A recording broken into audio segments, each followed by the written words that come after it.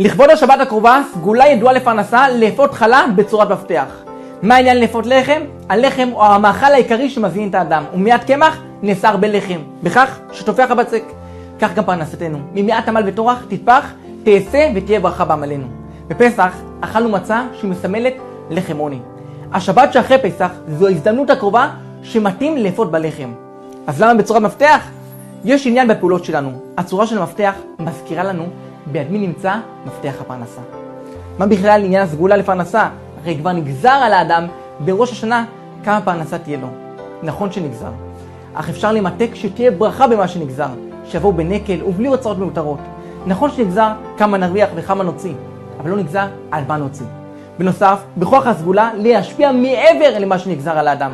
כי כך טמן הבורא בבריאה, שכאשר האדם מאמין ובוטח ומצפה, השם שולח לו גם כשלא נגזר עליו.